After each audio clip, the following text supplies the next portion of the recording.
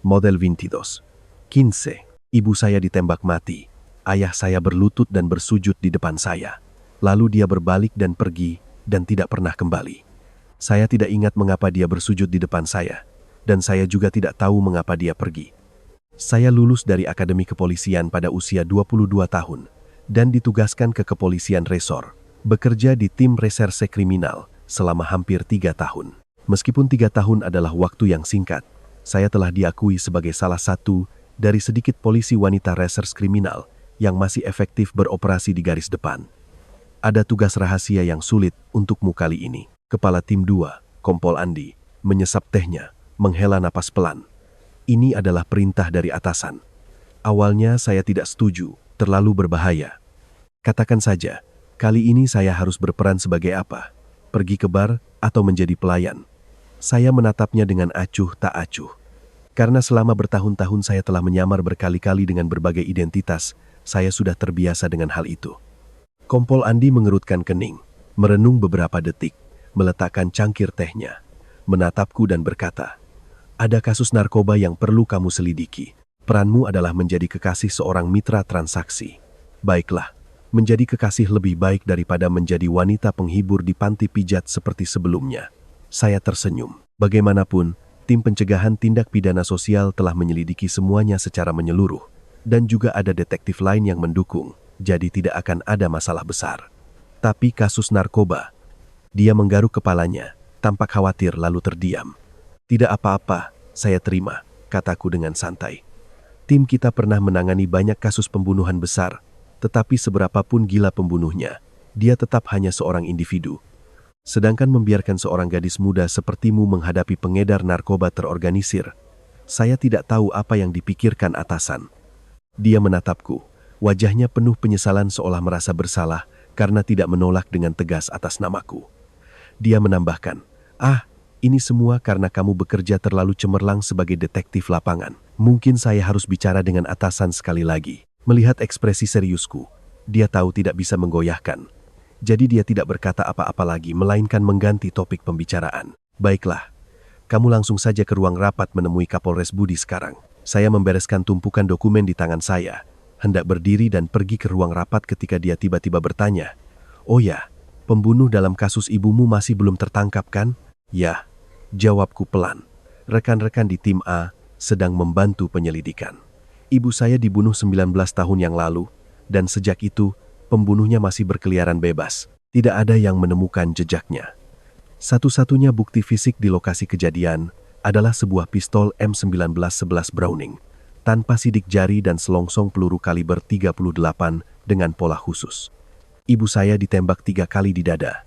Sebelum meninggal, dia menggunakan sisa kekuatannya untuk menulis angka 2 dengan jari kelingkingnya yang berlumuran darah. Untuk menghindari dilihat oleh pembunuh, dia sengaja menutupinya dengan jari kelingkingnya sebelum menghembuskan napas terakhir. Tidak ada yang mengerti arti angka ini.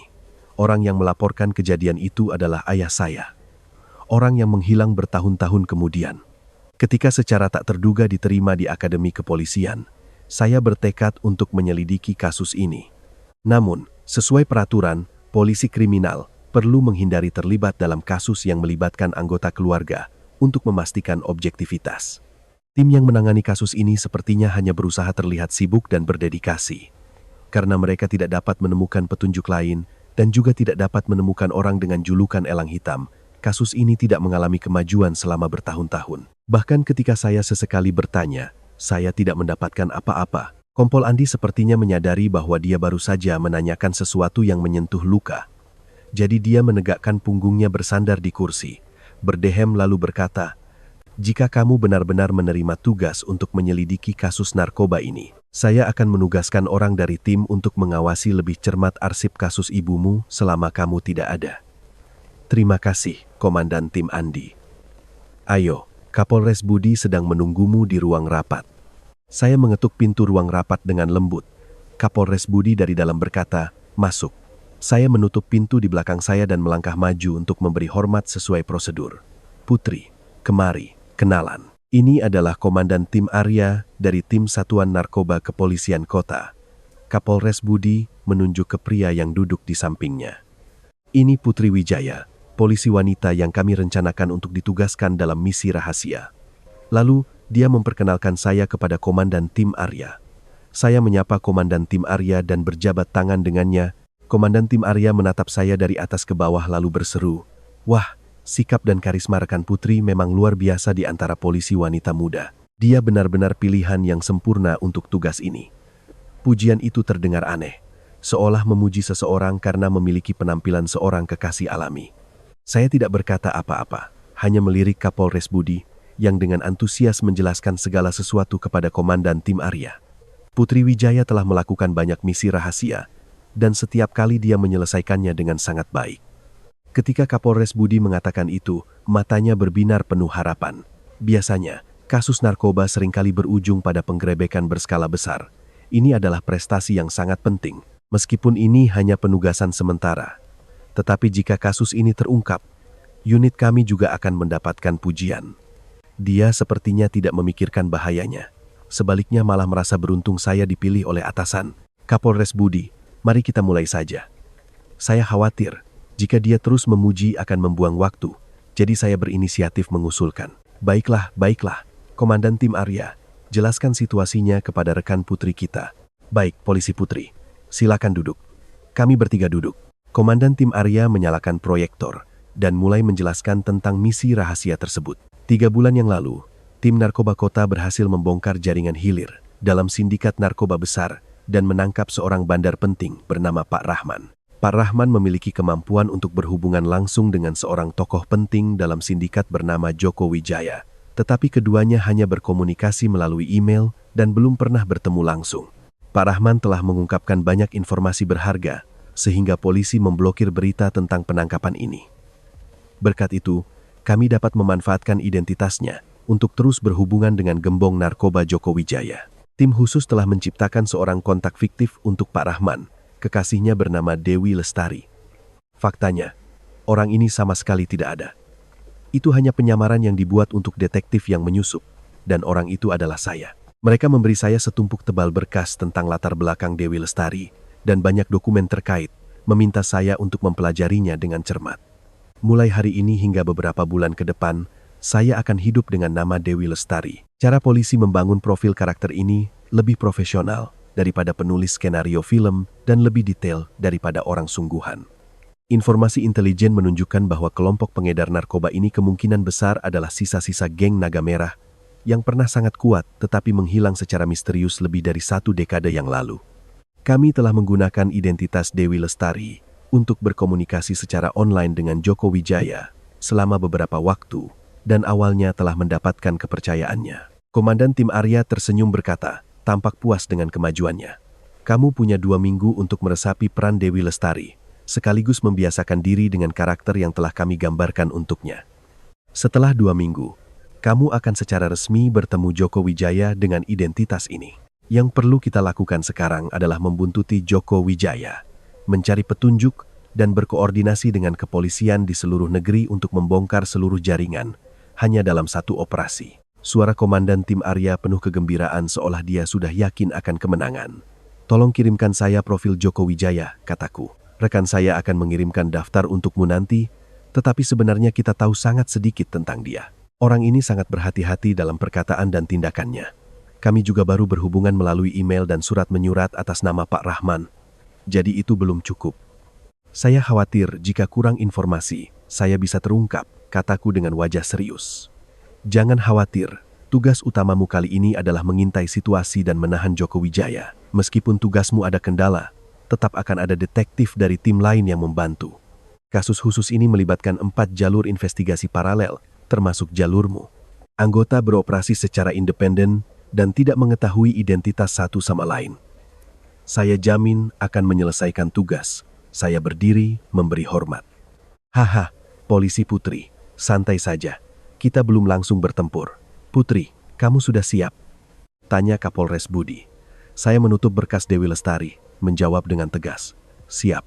Saya mengeluarkan pistol, borgol, kartu polisi, dan telepon pribadi saya, meletakkannya di meja rapat untuk menyerahkannya kepada Kapolres. Mulai saat ini, saya adalah Dewi Lestari. Dalam 2 minggu berikutnya, saya tidak lagi datang ke kantor polisi, melainkan pindah ke sebuah apartemen mewah, memilih lantai yang sudah disiapkan untuk Dewi Lestari. Ini adalah tempat tinggal yang telah disiapkan organisasi untuk penyamaran ini. Rekan-rekan di kantor kota telah mengurus segala fasilitas fisik, tinggal menunggu saya, orang sungguhan, pindah. Harus dikatakan bahwa di era di mana orang menertawakan orang miskin tetapi tidak menertawakan pekerjaan, tempat tinggal seorang simpanan begitu mewah sampai konyol. Mereka memberi saya telepon baru. Semua penyerahan tugas dan komunikasi dengan tim dilakukan melalui sistem rahasia kepolisian. Selama waktu ini, tugas saya hanya sederhana, yaitu memerankan Dewi Lestari dan menjalani hidupnya. Karena geng narkoba pasti akan mengirim orang untuk diam-diam mengawasi untuk memverifikasi identitas saya. Berkat pengalaman sebagai detektif lapangan sebelumnya, saya telah menguasai keterampilan merias wajah dan memadupadankan pakaian. Berdasarkan informasi yang diberikan organisasi, saya menyiapkan diri dengan cermat, dan saat ini telah berubah menjadi seorang ratu sejati. Hanya dari segi penampilan dan karisma, saya sangat yakin tidak akan menunjukkan celah sedikit pun. Setelah penyamaran Dewi Lestari diperkuat, saya mengambil alih akun untuk berkomunikasi langsung dengan Joko Wijaya. Komunikasi berjalan lancar sesuai arahan tim khusus. Selama waktu ini, saya berhenti bertanya tentang kasus ibu saya. Pertama, karena takut terganggu. Kedua, Kompol Andi telah berjanji akan membantu mengawasi saya. Dan ketiga, sudah hampir 20 tahun berlalu, harapan untuk menemukan pelakunya semakin tipis. 2 minggu kemudian, saya berhasil mengatur pertemuan langsung dengan Joko Wijaya untuk membahas transaksi besar. Lokasi pertemuan terakhir adalah sebuah villa terpencil di gunung di pinggir kota. Alasan saya mengatakan terakhir adalah karena pada hari keberangkatan, lawan telah mengubah lokasi pertemuan 3 kali untuk menghilangkan jejak polisi. Jelas Joko Wijaya memiliki keterampilan anti-intelijen yang sangat tinggi. Saya tidak bisa tidak mengepalkan tangan. Ketika saya tiba di resor, sudah pukul 20.00. Mobil yang menjemput saya menurunkan saya di pintu masuk lalu segera pergi. Seseorang menuntun saya ke sebuah ruangan pribadi di dalam villa. Di sana akhirnya saya bertemu Joko Wijaya, gembong narkoba yang membuat semua orang penasaran tetapi hanya dikenalnya melalui layar komputer. Di ruangan pribadi hanya tersisa saya dan dia. Dia berusia sekitar 50 tahun, mengenakan kacamata berbingkai tebal berwarna hitam. Rambutnya sudah mulai memutih, terlihat sangat tenang dan berwibawa. Dia duduk tegak, matanya tajam, tangannya dengan santai memutar 2 bola besi untuk kesehatan. "Halo, Bapak Joko." Saya mengulurkan tangan kanan. "Nona Dewi, silakan duduk." Dia tidak berjabat tangan dengan saya melainkan menunjuk ke sofa di seberang, melipat tangan dan mengamati saya dengan cermat. Saya tersenyum tipis dan bertanya, "Sudah cukup melihatnya." "Nona Dewi memang sangat cantik," katanya dengan jelas, tenang, tidak menunjukkan sedikit pun emosi duniawi. "Sekarang kita akhirnya bertemu. Pak Rahman telah meminta saya untuk memastikan bahwa kita bisa berbicara baik-baik." Sebelum saya sempat menyelesaikan kalimat saya, dia sudah memotong, melambaikan tangannya dengan lembut. "Hari ini kita tidak bicara bisnis." "Tidak bicara bisnis?" "Mereka telah mengirim orang untuk mengawasi saya lebih dari setengah bulan. Bahkan membawa saya berkeliling berganti lokasi. Tapi saat bertemu tidak membicarakan barang. Orang ini terlalu berhati-hati atau dia sama sekali tidak mempercayai saya." Pikiranku berputar-putar menghitung, tetapi wajahku tetap tidak berani menunjukkan sedikit keraguan. Saya mengangkat tangan kiri saya, dengan lembut menyisir helai rambut yang jatuh. Tepat saat itu, ekspresi Joko Wijaya tiba-tiba berubah. Dia menerjang, mencengkeram pergelangan tangan kiri saya, membentak, "Kamu polisi." Saya sudah menyiapkan diri untuk jebakan atau ujian, tetapi perubahan suasana yang tiba-tiba tetap membuat saya merinding. Saya tersenyum lemah, tetap diam, menatapnya tajam beberapa detik sebelum dengan santai berkata, "Bapak Joko, apakah Bapak tidak merasa tidak sopan terus-menerus menguji saya dengan kontak fisik yang tidak senonoh ini?" Saat itulah dia dengan lembut melepaskan tangan saya dan kembali ke tempat duduknya. "Saya mengerti Bapak mungkin curiga pada saya karena ini pertama kalinya kita bertemu, tetapi Bapak tidak seharusnya curiga pada Pak Rahman. Bagaimanapun, saya juga orangnya dan dia sudah berkali-kali berbisnis dengan Bapak. Kamu benar, Pak Rahman memang mempercayai orang lain, tetapi setiap orang punya aturannya sendiri, dan saya juga punya standar penilaian saya," katanya dengan senyum di bibir, wajahnya kembali tenang mengerikan. Dia merogoh saku bajunya. Sesaat kemudian, dia mengeluarkan benda kecil seukuran kuku jari dan menghancurkannya tepat di depan saya. Itu adalah alat penyadap. Dia melangkah lebih dekat, menarik saya berdiri, dan dengan cepat menyelipkan tangannya ke pinggang saya. Saya terkejut, seluruh tubuh saya tegang. Dia tidak meraba lebih dalam melainkan dengan lembut mengeluarkan benda seukuran kancing baju dari dalam gesper ikat pinggang saya, menjepitnya di antara kedua jarinya dan menunjukkannya di depan saya. Itu juga alat penyadap teknologi intelijen baru, bisa menyembunyikan alat penyadap yang tidak bisa dideteksi oleh pemindai biasa, tetapi dia menemukannya seketika. Memang metodenya jauh lebih canggih dari yang kami duga. Saya menatapnya, jantung saya berdebar kencang, dan napas saya mulai tidak teratur. Saya kira penyamaran saya sempurna. Saya benar-benar tidak mengerti di mana saya ceroboh, hanya dalam beberapa menit duduk di sana. Orang ini sangat teliti sampai menakutkan. Untuk menjadi tokoh penting dalam geng narkoba, dia pasti sangat kejam. Saya tidak tahu apa yang akan dia lakukan setelah mengungkapkan identitas saya. Hari ini mungkin saya akan mati di sini. Tepat saat saya panik memikirkan cara melarikan diri, dia menyerahkan kembali alat penyadap yang rusak itu kepada saya dan berkata, "Saya akan menyuruh orang mengantarmu pulang. Kamu hanya seorang gadis kecil, kamu tidak bisa menjadi pahlawan. Dan sebaiknya jangan berpikir untuk menjadi polisi lagi. Bapak tidak percaya pada saya. Pak Rahman menyuruh saya membawa ini karena takut Bapak berkhianat kepada kami." Saya berusaha membantah meskipun alasan saya terdengar lemah. Joko Wijaya tidak menjawab, hanya dengan lembut menekan sebuah tombol di meja. Seketika, dua pengawal masuk. Dia memerintahkan mereka untuk mengantar saya pulang. Setelah meninggalkan resort, jantung saya masih berdebar kencang, rasa takut menguasai pikiran saya. Di mana sebenarnya saya membuat kesalahan? Atau dia sebenarnya belum sepenuhnya yakin saya polisi dan hanya menggertak? Dua aliran pikiran ini saling bertabrakan, membuat saya sangat bingung. Kembali ke apartemen yang aman. Setelah memeriksa dengan cermat tidak ada yang mengikuti atau ada alat aneh, saya baru melaporkan kejadian itu kepada tim. Tugas belum dibatalkan, jalur komunikasi masih aktif. "Kamu yakin tidak mengungkapkan apa-apa?" tanya Komandan Tim Arya melalui alat komunikasi. "Saya sudah memeriksa semuanya, dari penampilan, sikap, hingga isi percakapan. Saya benar-benar tidak mengerti di mana saya terungkap atau mengapa dia begitu yakin saya adalah polisi. Saya akan segera melaporkan situasi dan kecurigaanmu kepada atasan. Kamu tetap di sana dan tunggu instruksi selanjutnya. Misi belum gagal, saat ini kamu masih Dewi Lestari." Setelah melaporkan, saya menghela napas lega. Saya bersandar di sofa. Pikiran saya terus memutar kembali adegan hari ini. Apakah Joko Wijaya benar-benar selicik itu? Jika begitu, orang yang kurang pengalaman seperti saya sama sekali tidak memiliki peluang untuk menang. Keselamatan saya adalah masalah kecil. Tetapi jika kesalahan saya mempengaruhi seluruh kasus khusus, merusak upaya bertahun-tahun seluruh pasukan, saya akan menyesal seumur hidup.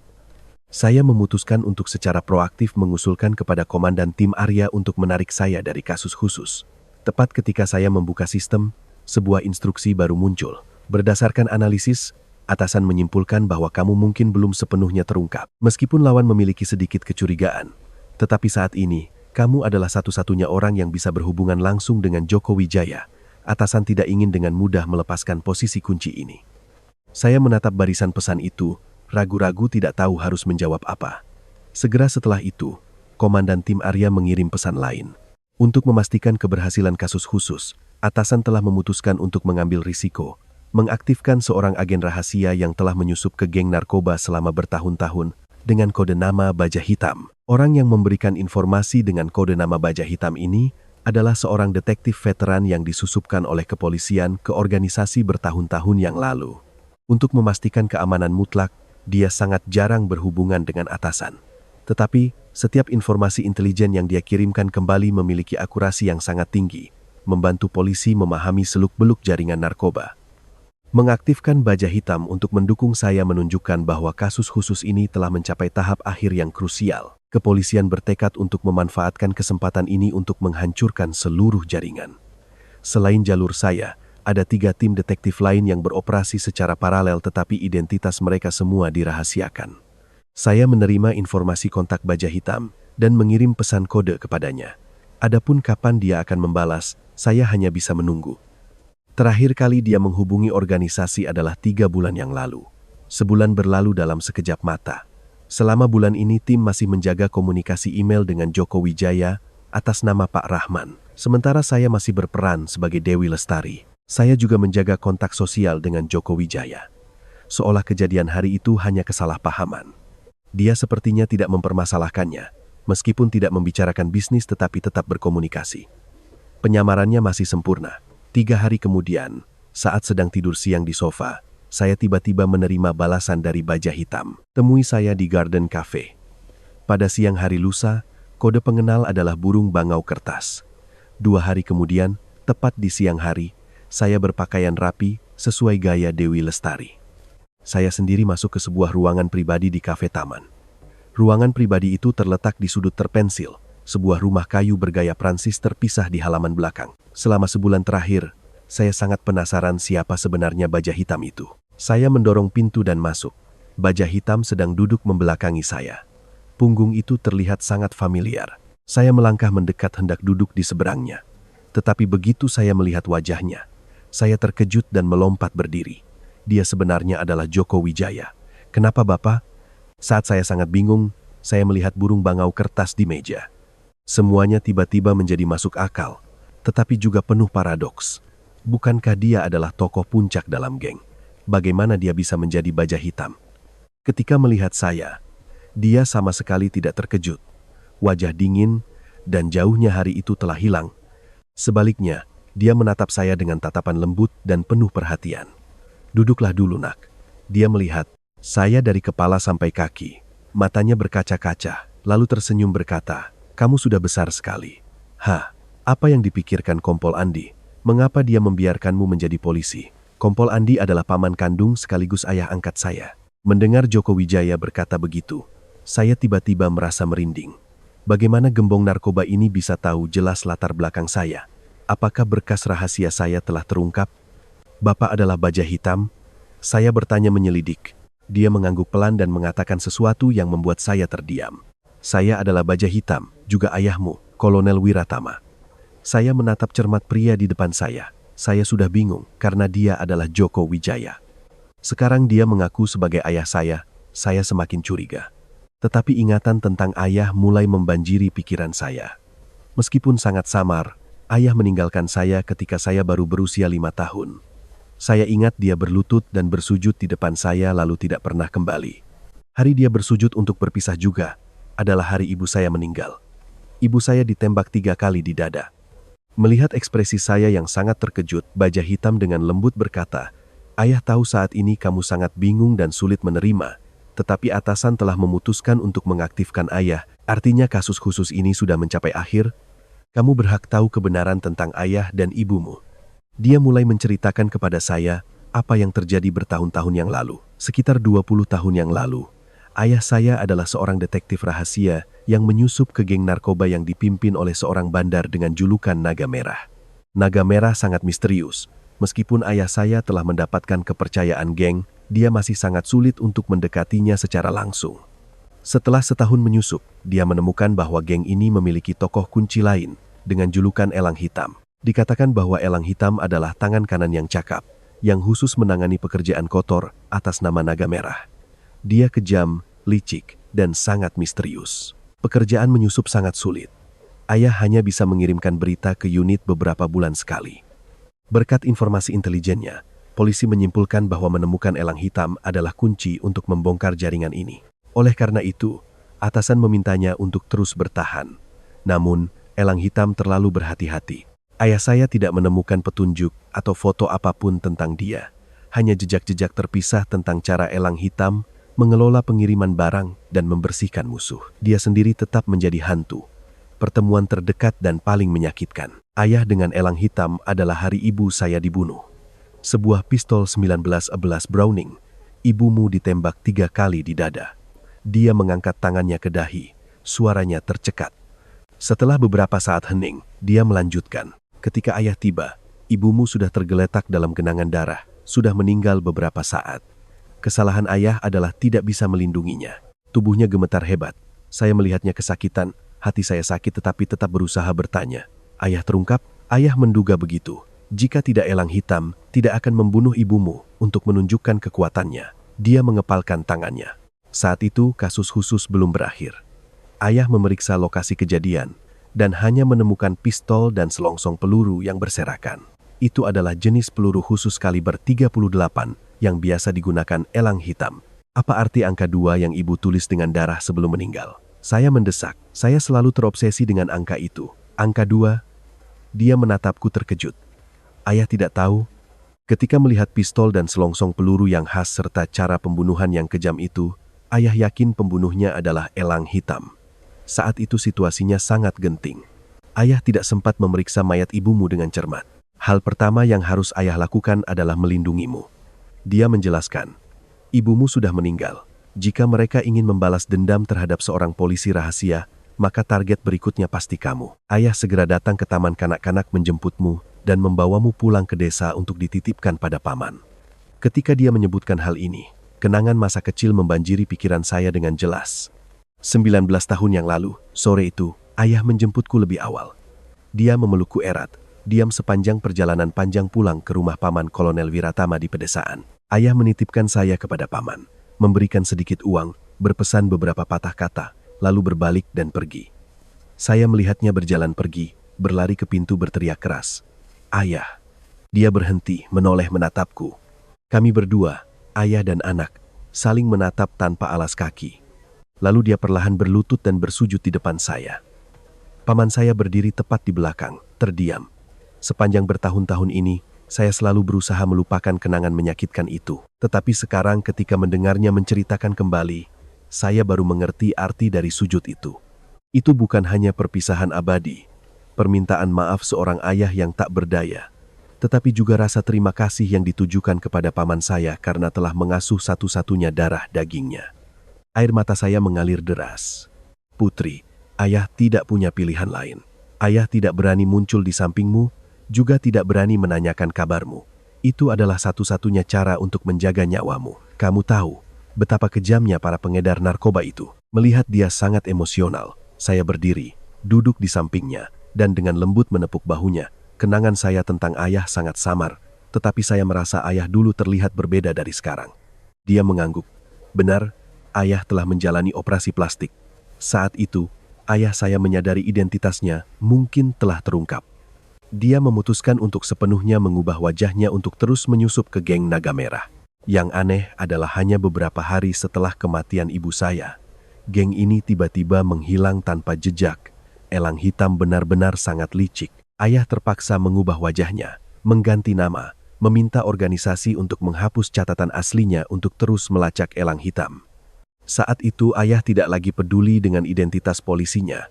Ayah hanya ingin secara pribadi menyeretnya ke hadapan hukum dan membalas dendam untuk ibumu. Dia memukul meja dengan keras. Bagaimana ayah mengenali saya begitu kita bertemu? Ayah tetap diam-diam mengawasimu. Cerita tentang detektif wanita muda yang cemerlang bernama Putri Wijaya menyebar di kalangan kepolisian. Ditambah dengan penampilanmu, ayah langsung tahu itu anak perempuan ayah. Paman tahu apa yang ayah lakukan? Tidak. Identitas agen rahasia yang menyusup ke geng narkoba juga sama rahasianya dengan ahli pembuat bom atom. Pamanmu hanya tahu ayah bekerja di kota. Saya merasa sakit hati. Paman saya tidak pernah mencurigai kakaknya, meskipun dia menghilang tanpa jejak setelah kematian iparnya. Setelah operasi dan perubahan identitas, ayah terus menyelidiki selama bertahun-tahun. Baru 4 tahun yang lalu, ayah menemukan bahwa pemimpin geng yang baru muncul ini sebenarnya adalah Naga Merah yang dulu. Ayah berhasil menyusup dengan kode nama Baja Hitam. Jadi ayah sudah menemukan elang hitam? Belum. Tapi baru-baru ini ayah menemukan seorang tokoh kunci bernama Joko Wijaya yang perilakunya sangat mirip elang hitam, jadi ayah sangat mencurigainya. Tapi saya bingung, bukankah ayah menyamar sebagai Joko Wijaya? Atau Joko Wijaya itu ayah? Omong kosong apa yang kamu bicarakan? Dia mengerutkan kening. 3 hari kemudian, kasus khusus berakhir dengan kemenangan lebih awal dari yang diperkirakan. Kepolisian secara serentak menyerang dari 4 jalur intelijen. Meskipun jalur saya dan Baja Hitam belum sempat bertindak lebih jauh, tetapi 2 jalur lainnya telah membuat terobosan besar, membantu polisi menangkap seluruh geng, termasuk bos terakhir Naga Merah. Setelah operasi berakhir, proses interogasi tersangka dilakukan dengan cepat dan rahasia. Saya tidak diizinkan untuk berpartisipasi langsung dalam proses ini dan juga tidak dapat menghubungi ayah saya. Saya terpaksa menunggu dengan sabar. 10 hari kemudian, Kompol Andi memanggil saya ke ruang rapat. Ketika saya masuk, Kapolres Budi, Komandan Tim Arya, dan para pimpinan lainnya sudah hadir lengkap. Semua mata tertuju pada saya. Putri, silakan duduk. Semua adalah keluarga. Saya tidak akan memperkenalkan lagi. Kapolres Budi berkata dengan lembut. Hari ini kita berkumpul untuk menjelaskan beberapa misteri terkait kasus ini. Komandan Tim Arya menoleh padaku, suaranya merendah. Polisi Putri, saya memanggilmu ke sini karena dua hal. Satu, untuk menyelesaikan kasus pembunuhan ibumu dulu. Dua, untuk memperjelas tentang ayahmu. Pembunuh ibu saya sudah tertangkap. Apakah itu Elang Hitam? Saya bertanya dengan semangat. Komandan Tim Arya memberi isyarat agar saya tenang. Mari kita selangkah demi selangkah. Dia menyalakan proyektor. Foto-foto lokasi kejadian pembunuhan ibu saya 19 tahun yang lalu muncul, tajam dan menyakitkan. Ini bukan pertama kalinya saya melihat foto-foto ini. Tetapi ketika mereka dipamerkan di depan begitu banyak orang, jantung saya tetap berdebar kencang. Komandan Tim Arya melanjutkan, kami telah menyelidiki kasus ibumu untuk waktu yang sangat lama. Satu-satunya bukti fisik di lokasi kejadian adalah pistol Browning 1911 dan selongsong peluru dengan tanda khusus. Pelapor adalah ayahmu. Dia adalah seorang detektif rahasia yang menyusup ke geng narkoba Naga Merah. Namun, ada konflik besar antara identitasnya dan seorang gembong narkoba bernama Elang Hitam yang disebutkan dalam laporan intelijen yang dikirimkan ayahmu saat itu. Saya mendengarkan dengan seksama dan mengangguk pelan. Itu persis seperti yang ayah saya ceritakan. Masalahnya terletak pada arti sebenarnya dari angka 2 yang ibumu tulis dengan jari kelingkingnya yang berlumuran darah sebelum meninggal. Detail ini telah membuat tim investigasi dulu dan juga orang-orang yang mengambil alih kasus ini kemudian pusing. Apakah ada 2 pembunuh? Selain Elang Hitam, apakah ada kaki tangan lain? Saya menduga. Tidak, hanya ada 1 pembunuh. Kami telah menangkap Naga Merah dan menemukan beberapa foto lama di rumahnya. Salah satunya telah menjawab semua pertanyaan. Sambil berkata begitu, Komandan Tim Arya menyerahkan sebuah foto kepada saya. Itu adalah foto yang sudah menguning yang diambil pada tahun 90-an dengan kamera film. Baik warna maupun bahan foto itu memancarkan aura zaman dahulu yang kental. Dalam foto itu ada 4 pria bertelanjang dada saling merangkul bahu, menunjukkan ikatan persaudaraan yang erat. Komandan Tim Arya menunjuk dengan jari telunjuk ke arah orang dalam foto itu lalu berkata, menurut pengakuan pemimpin Naga Merah, orang kedua dari kanan adalah Elang Hitam yang keberadaannya misterius. Mendengar itu, saya langsung terpaku pada pria itu. Wajah ini terlihat sangat familiar. Kenangan masa kecil tiba-tiba membanjiri pikiran saya. Bukankah ini ayah saya? Orang dalam foto itu adalah ayah saya sebelum operasi plastik. Itu adalah semua yang masih saya ingat tentang penampilan aslinya. Ada apa ini? Bukankah dia adalah detektif rahasia polisi yang disusupkan ke geng narkoba? Saya bertanya dengan bersemangat sambil melompat berdiri. Melihat saya kehilangan ketenangan, Kapolres Budi buru-buru melambaikan tangan menenangkan. Putri, tenanglah, biarkan Komandan Tim Arya menyelesaikan penjelasannya. Saya perlahan duduk, tetapi dada saya masih naik turun. Napas saya menjadi tidak teratur. Melihat saya sudah sedikit tenang, Komandan Tim Arya melanjutkan. Ayahmu memang adalah detektif rahasia yang disusupkan oleh organisasi ke geng Naga Merah sejak awal. Dia juga telah memberikan banyak informasi intelijen yang berguna untuk kasus khusus saat itu. Informasi intelijen pertama tentang Elang Hitam dikirimkan olehnya sekitar 1 tahun setelah bergabung dengan geng. Namun dia hanya mengirimkan informasi kepada organisasi sekitar 3-4 bulan sekali. Komandan Tim Arya berhenti sejenak. Kapolres Budi langsung melanjutkan. Apakah kamu tahu mengapa transmisi informasi begitu lama dan terputus-putus? Pada tahun 90-an, teknologi informasi belum berkembang, komunikasi sangat sulit. Belum lagi aktivitas menyusup yang penuh bahaya di sarang kejahatan. Tentu saja perlu menyembunyikan diri dengan cermat dan membatasi komunikasi. Komandan Tim Arya mengangguk. Itu adalah penjelasan yang masuk akal menurut pemikiran umum. Tetapi dia menunjuk ke foto itu. Menurut pengakuan Naga Merah dan anggota kunci yang baru saja ditangkap, orang kedua dari kanan adalah Elang Hitam. Ini tidak mungkin. Saya masih tidak percaya. Tidak menutup kemungkinan para pelaku kejahatan ingin mencemarkan nama baik polisi. Menurut pengakuan mereka, Elang Hitam menghilang 19 tahun yang lalu. Kebetulan, ayahmu juga hidup dengan nama palsu dan menghilang tanpa jejak segera setelah ibumu meninggal. Apa? Seolah ada benang merah yang baru saja terlintas di kepala saya, tetapi saya masih belum bisa merangkainya secara lengkap. Angka 2 yang ibumu tulis sebelum meninggal mengacu pada 2 kepribadian, merinding di seluruh tubuh saya. Tujuan menunjukkan foto itu kepadamu adalah untuk mengkonfirmasi sekali lagi bahwa orang itu adalah ayahmu. Kami juga telah menginterogasi ayahmu dan kesimpulan awal cocok dengan hipotesis ini. Semuanya perlahan terungkap. Komandan Tim Arya mulai menceritakan kepada saya versi lengkap kebenaran atau lebih tepatnya, tragedi hidup ayah saya. 22 tahun yang lalu, ayah saya menyusup ke geng Naga Merah sebagai detektif rahasia. Dia mulai mengumpulkan informasi dan naik pangkat dalam organisasi. Sekitar setahun kemudian, karena suatu alasan, di dalam dirinya terbangun kepribadian lain, Elang Hitam. Dapat dipahami secara sederhana bahwa kepribadian asli adalah Detektif Kolonel Wiratama, sedangkan kepribadian kedua yang brutal adalah Elang Hitam. Untuk sebagian besar waktu, kepribadian Elang Hitam mengambil alih kendali tubuh. Elang Hitam adalah orang yang berpikiran teliti, bertindak kejam, dan menggunakan metode jahat. Dia dengan cepat mendapatkan posisi penting dalam geng. Kepribadian asli Kolonel Wiratama jarang terbangun. Tetapi setiap kali dia sadar, dia diam-diam mengumpulkan bukti kejahatan yang dilakukan oleh tubuhnya sendiri di bawah kepribadian Elang Hitam. Dengan kata lain, ayah saya telah menyelidiki dirinya sendiri selama ini tanpa menyadarinya. Karena gangguan disosiatif identitas, dia memiliki konsep yang sangat kabur tentang waktu dan ingatan. Karena sifat rahasia pekerjaan penyamaran, dia tidak menyadari celah ingatan ketika kepribadian lain mengambil alih tubuhnya.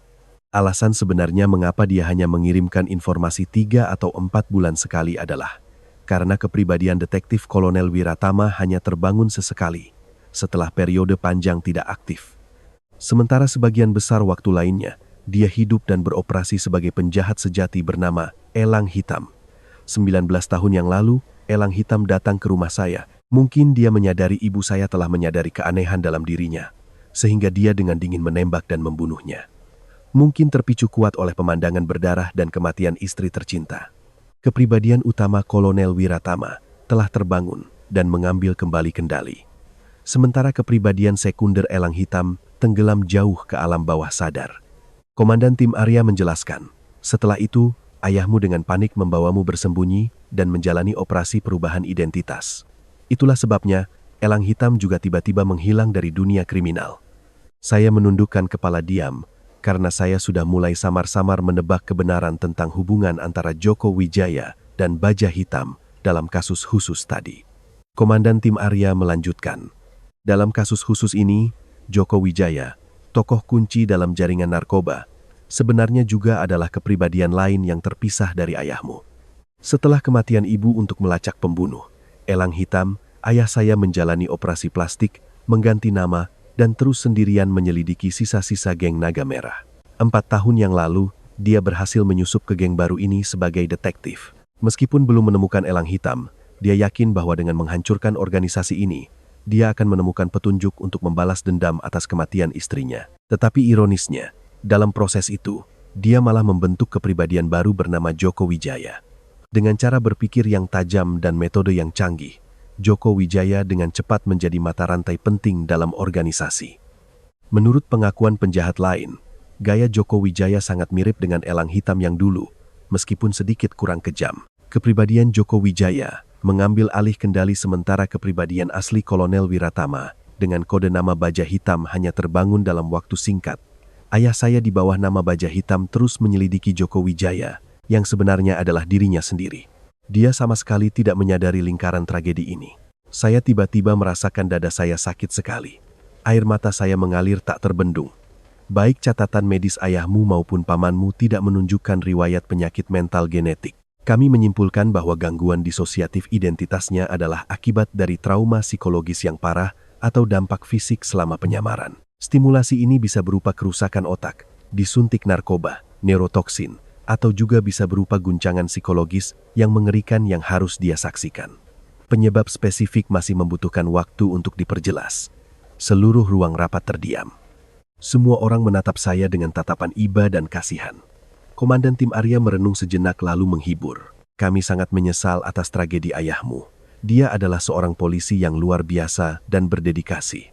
Baik 20 tahun yang lalu maupun sekarang, dia telah memberikan informasi vital dalam perang melawan narkoba. Namun, kebenaran ini memang terlalu kejam dan sulit diterima. Saya dengan lembut menghapus air mata. berusaha tetap tenang untuk menanyakan satu pertanyaan yang masih mengganjal di hati. Mengapa Joko Wijaya mengetahui identitas saya sejak pertama kali bertemu selama interogasi? Kepribadian baja hitam telah tertidur dan dia kembali menjadi Joko Wijaya. Kami telah menanyakan hal ini kepadanya. Dia mengaku bahwa ketika lengan baju saya terlepas saat saya menyisir rambut, dia melihat tanda lahir di tangan kiri saya.